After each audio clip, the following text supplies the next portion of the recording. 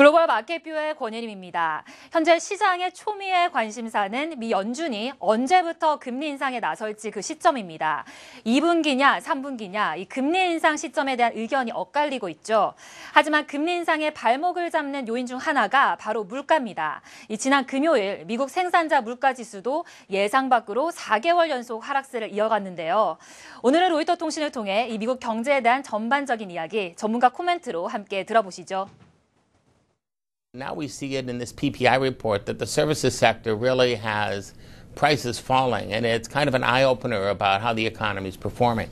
Oil prices are unraveling and the dollar is rising. I think they should be concerned about the outlook. I think the economy isn't performing well. We haven't had a stock market sell-off in a while. I really firmly believe that this weak oil sector is doing damage to the U.S. economy. 네, 이번 주 최대 이벤트라고 해도 과언이 아닌 FOMC가 예정돼 있는 가운데 이 기준금리 인상에 대한 가이던스에 사람들 이목이 집중돼 있죠.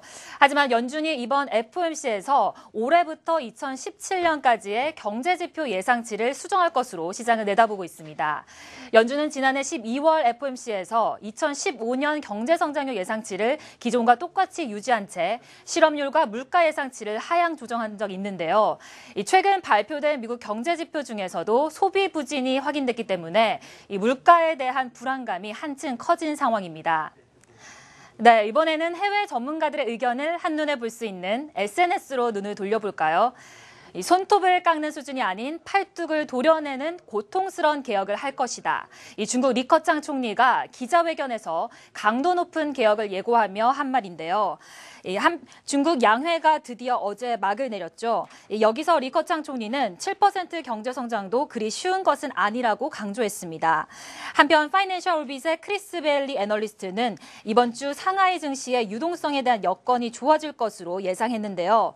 현재 인민은행이 유동성을 공급하고 있기 때문에 증시가 추가 상승할 수 있는 여력이 생겼다는 분석입니다. 또 지난주 신규 상장 기업들의 공모주 청약을 위한 약 2조 위안의 자금도 이번 주 증시에 유입될 전망인데요.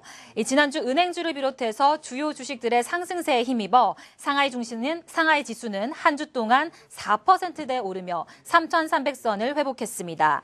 전문가는 이번 주 유동성이 더 활발하게 공급될 예정이기 때문에 3,400선도 무난하게 돌파할 수 있을 것이라고 전망했습니다. 네, 다음 트윗 보실까요? 유로화의 돈풀기는 막 시작됐고 일본의 막대한 돈잔치는 아직 갈림길에 서 있습니다. 이렇게 유럽중앙은행과 일본은행은 닮은 점이 참 많은데요. ECB가 이번 달 본격적인 국채 매입을 시작하면서 BOJ와 같은 양적 완화 길을 걷고 있습니다. HSBC의 스티프 킹 수석 이코노미스트는 통화 약세에 대해 유럽중앙은행과 일본은행이 고심해봐야 한다는 말 전했습니다. 통화 약세가 수출 기업에는 호재이지만 우려할 점도 만만치 않다는 입장인데요. 우선 수출 기업과 달리 내수형 중소기업의 타격이 불가피하다고 전했습니다. 또 캐리 트레이드에 대한 우려도 커지고 있는 상황인데요.